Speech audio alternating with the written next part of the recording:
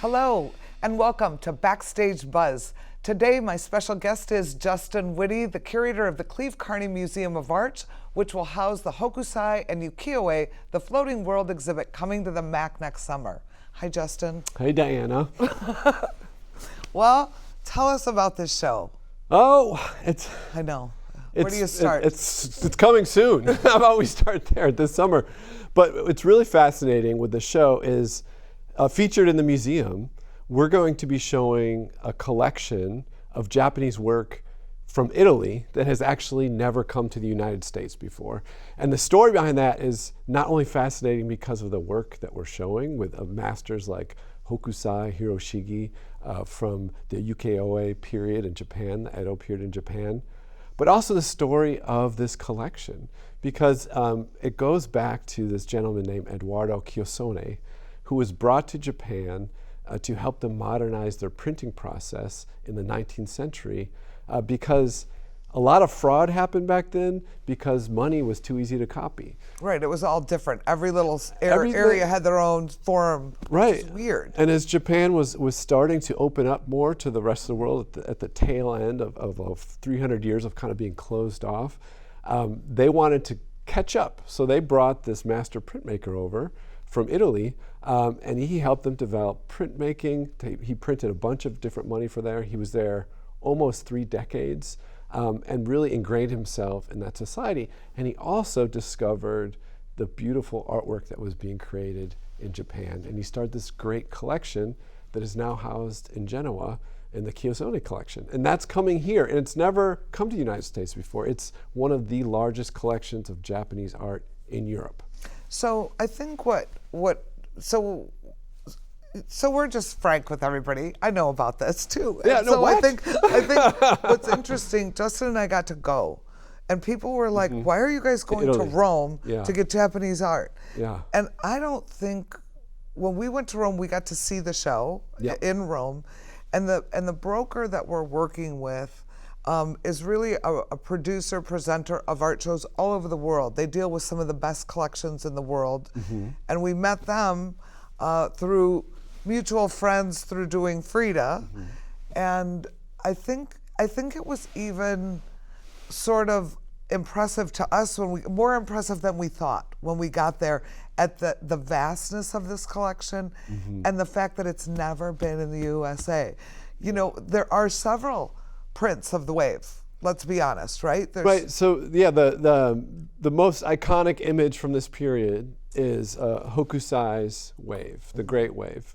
And it was a print, so there are different versions of it hung. There's one that's periodically hung at the Art Institute. That's what people know, but this exhibit's not just a wave, right? It is this collection that has one-of-a-kind paintings, hand-painted scrolls, objects, instruments that aren't only beautiful in and of themselves from such an influential period in Japanese art history, but are part of this other amazing story of the Chiossone collection. So it's almost like Japan by way of Italy to Glen Ellen. It's this fascinating story. And you said we saw the show. We saw some work from the show. Right. The collection, how we're getting it, is not exactly how it was there.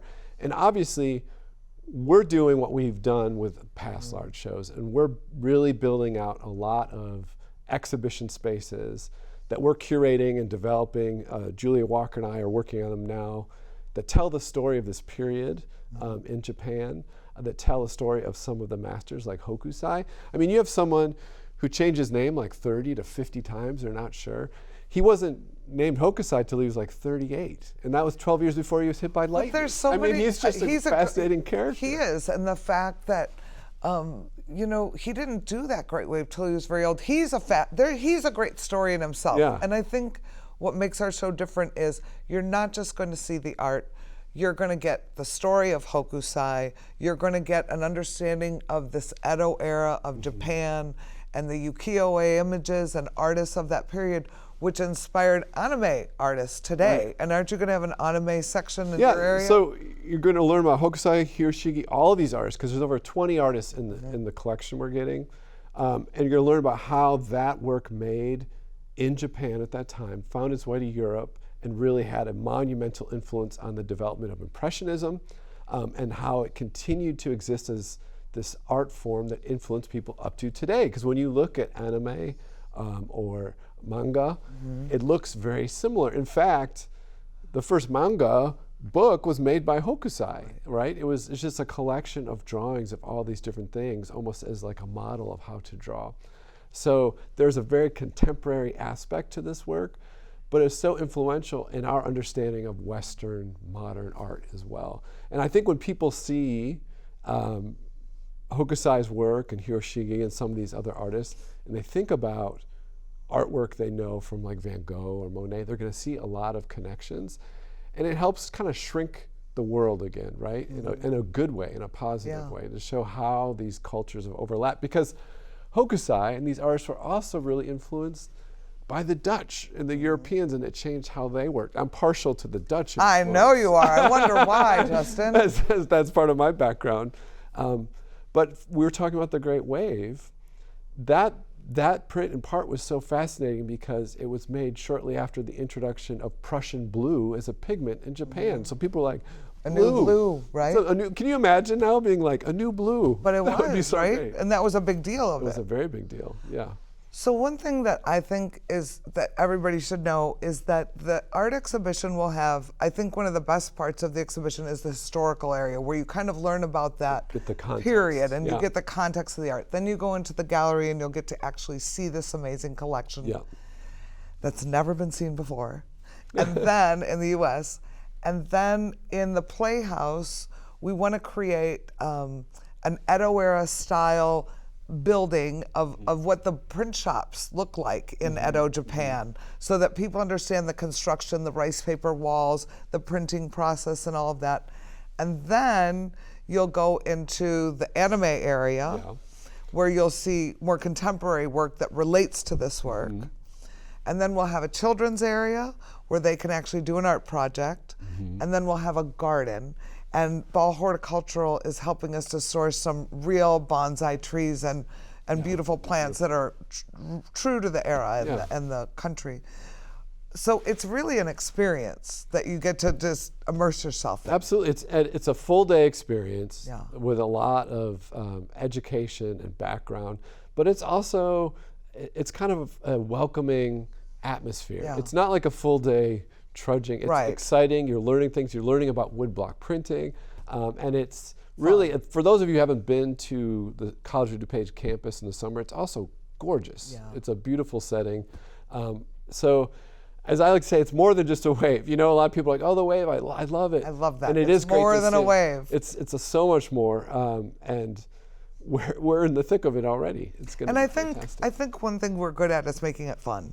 Absolutely. And I think because we are in an art center and we have so many creative designers and people to support ideas and interactive experiences, that we start here, but it always gets a little bigger and bigger, you know?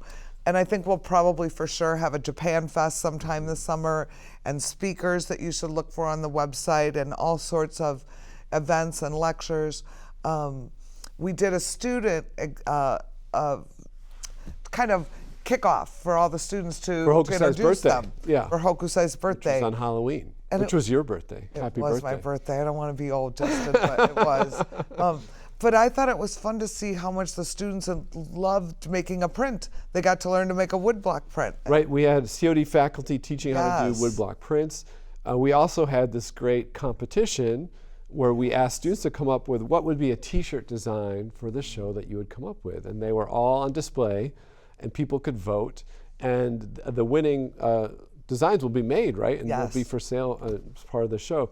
So, and there was great like Japanese food and treats. It was a wonderful way to kick it off with our students, because so much of what we do is really about them. So it was a great way to start this process. And it's nice to have a faculty member who actually does woodblock printing. Yes. That was crazy. I was surprised that they were having the students actually do that. Carve. Yeah, it scared me a little bit, but. But you know, but I think it showed us that it was for students, but there was adults and faculty and people. Everybody liked making a print. Everybody liked to try to do the calligraphy. There's a lot of people trying the origami. So I think it gave us great insight that this summer we should have these activities out for people Absolutely. coming to the museum because Yeah. it was just such a fun day. It was a great day. Anyone who's been to our summer shows before know there's gonna be a lot to do. Yeah. And there's going to be a lot of hands-on things and unexpected things. I know that how we're working on the lobby is going to be a very exciting presentation. So I think there's a lot of surprises in store, and there's a lot to learn from this exhibit. And it's really, we know that it's a not to be missed event. That's right. Yeah. The More Than a Wave Not to Be Missed Not event. to miss event. Be sure to visit the CCMA and the MAC for the updates on the exhibit. For tickets and further information, visit hokusai2025.org. We look forward to seeing you at the museum and next time on Backstage Buzz.